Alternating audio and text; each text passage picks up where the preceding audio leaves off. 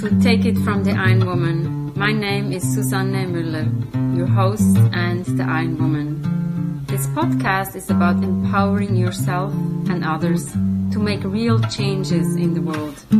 You will hear from everyday, smart, sophisticated, hip people like you and me. Not everybody has to be an Ironwoman to impress the world. Together, we will learn from the sports and business leaders how you can become a more successful person as an entrepreneur or a leader. It's one step at a time, one day at a time. Take your steps now. Take your big steps now. Join me on this journey to success. Take it from the Ironwoman. As I always say, we only have special guests, and today we have Nighat Shah with us. She's originally from Pakistan. Now she lives in Memphis in the US. She was brought to me by one of my dear friend Gloria and also Caroline. This is what's happening when women are meeting for dinner. Let's make sure we discuss that when women are meeting, good conversations are happening. And Nighat and I are here today to talk about our lives. So Nighat, introduce yourself a little bit. Who is Nighat who's going to join us today? And welcome. Hey, Zen, thank you so much for having me on your show. I'm feeling very privileged to be here and especially speaking to you at this moment. Like you said, my name is Nighat Shah. I am the Vice President of Shah Holdings Group, a commercial real estate and development company that my husband and I co-started 20 years ago. And I'm also an impact investor. I remember you said you asked me about what is impact investing. I also am a humanitarian. And right now, I also can say that I'm a producer. So I've started my film production company recently.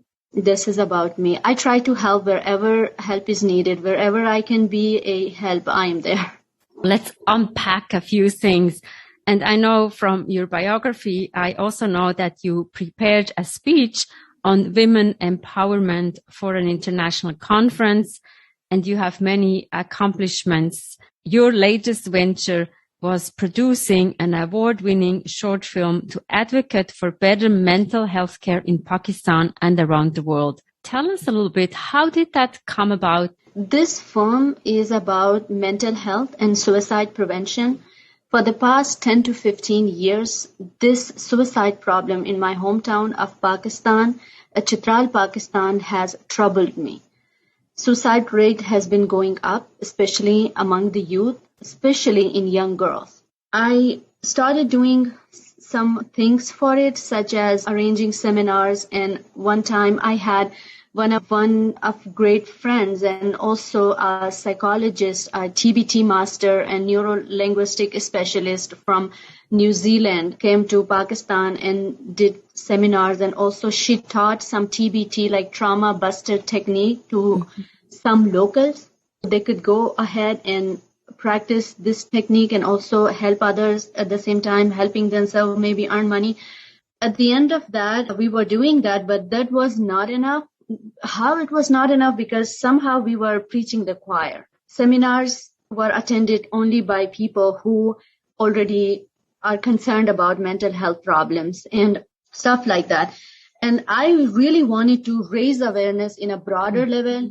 In Pakistan's mainstream media, people can talk about mental health problems, and also they can force policymakers to make some meaningful investments around mental health facilities and healthcare facilities in Chitral, Pakistan, and also Hunza, Gilgit areas. They're very remote regions, like mountainous regions. It is very hard for people to get there. That's how the film, This Bank of the River, came about. The river has a significance in this name because most of these suicides happen by these victims jumping off the bridge, jumping off a water levee, jumping in the water, in the river, and killing themselves. I've watched the little trailer that I've received, and I was assuming this young woman would be thinking, where should I go? What should I do? It was really thought-provoking, and I know the world needs to see it. This is really amazing what you're doing. And you said like seminars, you're preaching to the choirs. Like how do you envision, you show the film, how do you envision to reach the mountainous region? Like you and I go there to talk to the people, or how do you envision that? Okay, my whole vision about this film was raising awareness that this is a very prevalent problem in this area, and government of the country and also the non-profit organizations who are working in that area should take notice. When they take notice, they can go there and make like proper research. Why are these problems are happening? Is it mental health?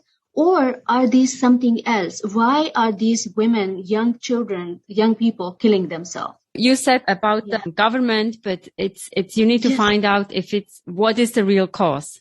We need to really find out what is the real cause and what can be done to mitigate that and also prevent suicides from happening. This can be mental health, and so many suicides happen. They are labeled as suicide, but later on, after proper investigation, they turn out to be murders, a couple of them. My whole purpose of making this film is bringing this issue in the light. The Pakistan's media, national media talks about it.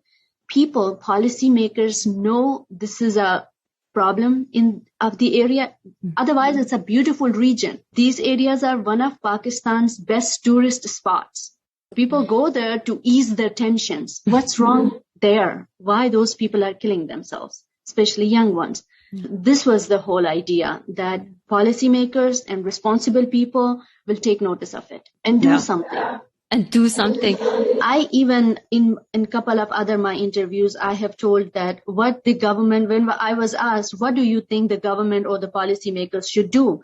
And I usually say it's really important that in school level, kids should have access to counselors. There should be school counselors. And then when they go to 9th grade, there should be college counselors. And also counseling should be available for free, and it should be accessible for everyone. These are all the things. If this happens, then I think we can save so many lives. Thank you so much for all the wonderful work. And I'm wondering, we also need to maybe change the mindset of that we're opening up, because having a school counselor might be very nice to have, but if nobody shows up, then we cannot do the good work. We need to build the trust. We need to make sure that they have confidence in that person. That's not so easy, I think. It's not easy. I agree to all what you're saying. It's not easy, but it's not impossible. It's doable. Like how we do here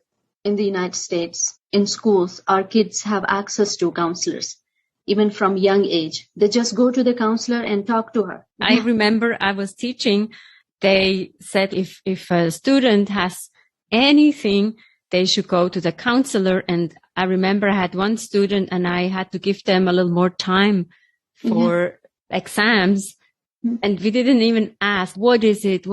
So it's just, they go to the counselor.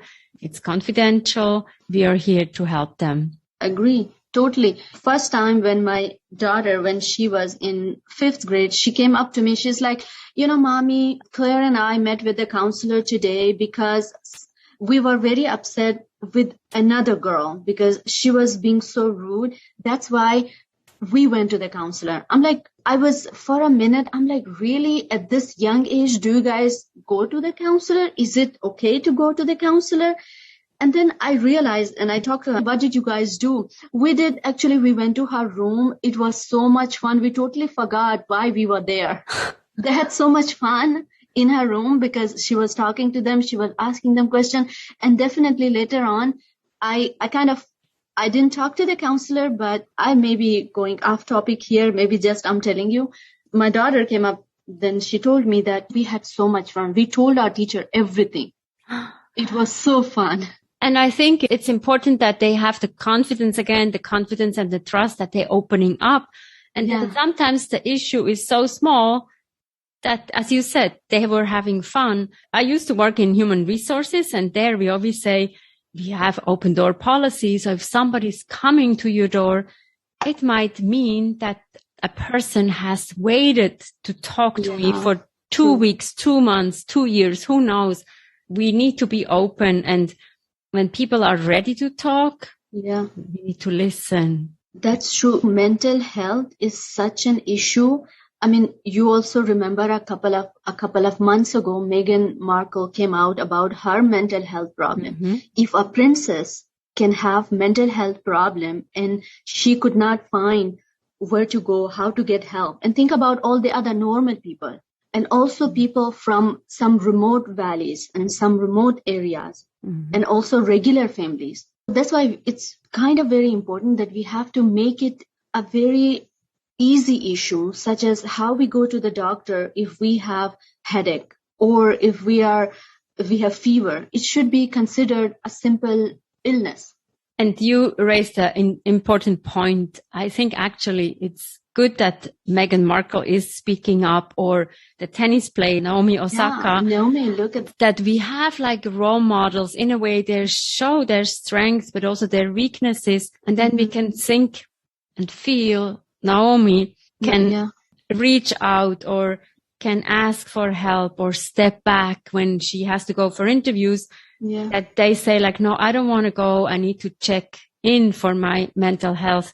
And the princess, she's a role model. A lot of young women are looking up to her. I think we actually need those role models to take the first few steps. So we then like, if they do it, they actually do it also for us. Yeah, even when they come out with their vulnerabilities, it really tells people like us that, oh my God, if they can have vulnerabilities, then who am I? I should have them. It's okay, that means, right? Normalizing things. Exactly. Normalizing. And it's not, you're not sick. You don't need to take medication. It's about maybe pausing, especially in today's world. Everything is so fast. And with the COVID, it takes a toll on the young people, especially. True. They're going through pressures. How inspiring to talk to Nighat, a special person with wonderful ideas to inform everybody, to raise the awareness about mental health. Take it from the Ironwoman. We have episodes every Monday, every Wednesday. Don't miss out. There's something for everybody. This podcast should be an inspiration for everybody, where we can learn from entrepreneurs, from award-winning filmmakers, from coaches, from authors, from people that the world needs to know. Thank you so much for being on our journey.